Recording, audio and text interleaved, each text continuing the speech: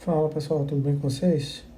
Bom dia, boa tarde, boa noite para você que acompanha a nossa disciplina de cálculo de reatores químicos. E na aula de hoje, que é a aula 16 da nossa disciplina, nós vamos iniciar o conteúdo aí de uma breve revisão sobre efeitos térmicos. Então bora dar uma olhada nessa parte aí que vai ser muito relevante nos desenvolvimentos futuros da nossa segunda unidade da disciplina. Durante nossas etapas anteriores aqui na disciplina, a gente estava estudando e analisando os efeitos que a gente observava, né, e as configurações que proporcionavam as melhores produções dos componentes que a gente estava desejando produzir nos nossos reatores, por meio de modificações nas condições e nas estruturas dos reatores em si.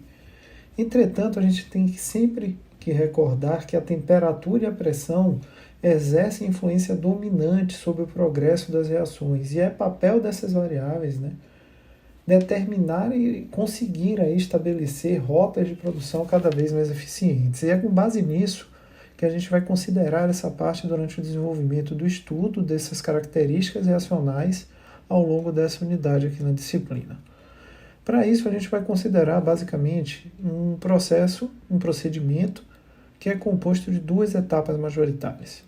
Na primeira etapa, a gente vai determinar como a composição de equilíbrio, a taxa de reação e a distribuição de produtos são afetadas pelas variações de temperatura e pela pressão de operação. E na nossa segunda etapa, a gente vai verificar que as reações químicas normalmente são acompanhadas de efeitos térmicos. E nós vamos verificar como esses efeitos térmicos irão afetar a temperatura da mistura reacional, acompanhando o comportamento não isotérmico ou adiabático, ou até mesmo isotérmico que a nossa reação tiver, como uma consequência decorrente das características térmicas de calores liberados ou absorvidos pelas nossas reações para acontecerem. Quando a gente trata de sistemas simples, nós estamos interessados apenas na conversão e na estabilidade do reator. A gente já até discutiu isso um pouco aí durante a nossa primeira unidade da disciplina. Nesse tipo de problema, a gente não tem aí, problemáticas relacionadas com as características de distribuições de produto, que é uma parte que a gente já até estudou na parte de reações múltiplas e para as quais a gente precisa determinar conceitos como seletividades e rendimentos. Da termodinâmica, pensando nessas reações simples ainda, a gente consegue obter informações que são extremamente relevantes para os desenvolvimentos aqui da disciplina de cálculo de reatores.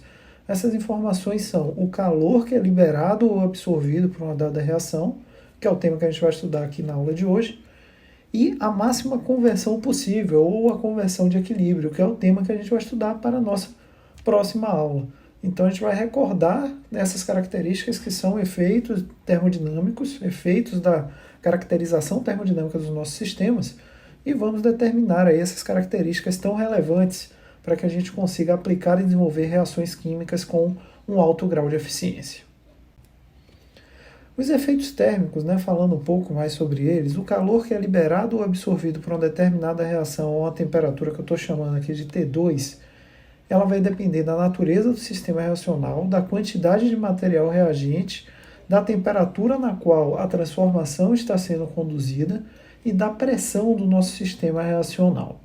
O calor da reação à temperatura de T2, nessa temperatura que eu estou determinando aí como sendo a temperatura de ocorrência da transformação química, ele vai ser determinado a partir do calor de reação, que eu estou chamando aqui de ΔHR, a uma condição de temperatura padrão.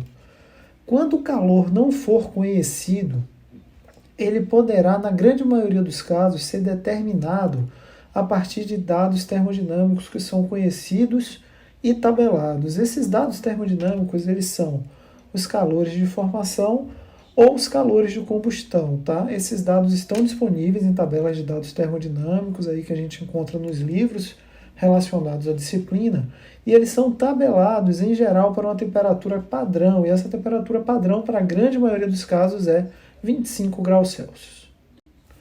Então vamos imaginar um caso de uma reação química do tipo Azinho, Azão, forma Rzinho, Rzão, mais Szinho, Szão, e por convenção a gente vai definir o calor de reação, a temperatura de reação como sendo T, como o calor transferido pelo ambiente, para o nosso sistema reacional, quando Azinho mols de Azão desaparecem para produzir Rzinho mols de Rzão mais Szinho mols de Szão, com o sistema medido a mesma temperatura e pressão antes e depois da nossa variação. Dentro dessa convenção que a gente está adotando, a gente vai assumir aqui ao longo de toda a nossa disciplina que essa transformação, caso ela tenha sinal positivo, a gente está tratando de um sistema endotérmico, e caso a gente tenha um sinal negativo, a gente está tratando de um sistema exotérmico. Isso está diretamente relacionado com essa convenção que a gente adotou aqui, ó, como sendo o calor transferido pelo ambiente ao nosso sistema reacional. O primeiro problema, o problema mais típico que a gente vai se deparar nesse tipo de situação aqui, para determinar calores de reação para o nosso sistema, é avaliar o calor de reação a uma temperatura T2, conhecendo o calor de reação a uma temperatura T1.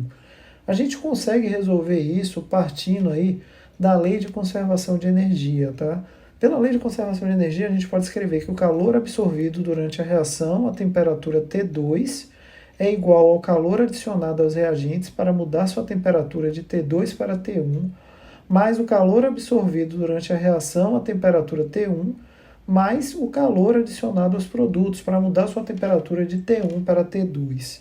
Dessa forma, em termos de entalpia, né, dos nossos compostos, dos reagentes e produtos, a gente pode escrever que o ΔH de reação na temperatura 2, esses subscritos que vocês vão ver aqui, ele se refere às quantidades medidas nas temperaturas 1 e 2, respectivamente. Então, o ΔH de reação à temperatura 2 vai ser igual a menos a entalpia na condição de temperatura 2, menos a entalpia na condição de temperatura 1. Dois reagentes, mais o ΔH de reação na temperatura 1, mais a entalpia na condição de temperatura 2, menos a entalpia na condição de temperatura 1 dos produtos. Então, essa é a definição de como a gente vai conseguir fazer esse transporte da entalpia de reação da temperatura que a gente efetivamente quer, que é a temperatura 2, para a temperatura que é tabelada, que é aquela que a gente encontra nos livros, que normalmente, para a grande maioria das aplicações, será 25 graus Celsius.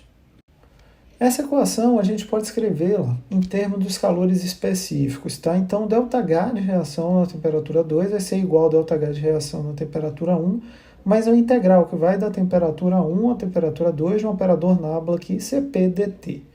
Esse dt é a temperatura do nosso sistema, tá? Dessa forma, o Nabla de Cp vai ser igual a Rzinho Cp do produto R mais Szinho Cp do produto S menos Azinho Cp do produto A. Ou seja, eu estou fazendo nesse operador Nabla uma variação de produtos menos reagentes, que é o que a gente tem como padrão para esse tipo de aplicação. Para esse caso aqui em específico, a gente vai considerar que a gente tem uma equação de Cp para os nossos componentes representadas como um Cp de A valendo alfa A mais beta AT mais gama AT ao quadrado. E esse alfa, beta e gama são aqueles valores que a gente encontra tabelado aí nos livros para representar a capacidade calorífica dos nossos componentes. O mesmo vai valer para R e o mesmo vai valer para S. Então, todos esses valores alfa, beta e gama que vocês estão vendo aqui são os valores tabelados que representam aí a capacidade calorífica desses compostos. Fazendo isso, eu posso escrever então que o ΔH da reação na temperatura 2 vai ser igual ao ΔH da reação na temperatura 1, mais essa integral aí com todos esses operadores Nabla aplicados aí a cada uma das constantes alfa, beta e gama e as respectivas temperaturas que eu vou ter que integrar em relação à variação de temperatura dt.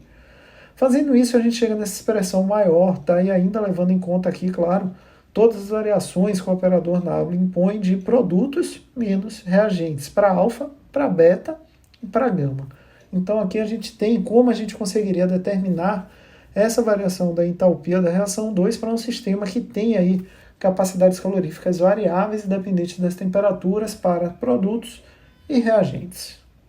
Aquela equação que a gente acabou de ver, ela traz uma informação extremamente importante para a gente aqui na disciplina, que é, conhecendo o calor de reação a qualquer temperatura, assim como os calores específicos dos reagentes e produtos na faixa de temperatura de interesse, é possível que a gente calcule esse calor de reação a qualquer outra temperatura. E a partir disso, os efeitos térmicos da reação podem ser calculados também para qualquer temperatura. Então, com essa característica, com esse questionamento que a gente acabou de olhar, a gente tem basicamente a resolução desses efeitos térmicos para qualquer condição de temperatura do nosso sistema. Então, pessoal, era isso que a gente tinha para a aula de hoje. Junto com essa aula, eu estou liberando um exemplo correspondente a esse conteúdo, onde vocês vão encontrar uma resolução de um problema típico desse de cálculo de entalpia numa condição de temperatura distinta da temperatura na qual a gente tem os dados tabelados. Não deixem de assistir esse vídeo da aplicação, tá? Ele vai ser útil aí ao longo do desenvolvimento da nossa disciplina. Vocês sabem onde me encontrar, caso tenha alguma dúvida, aqui estão as formas de contato. A gente se encontra, então, na próxima aula da nossa disciplina. Até lá!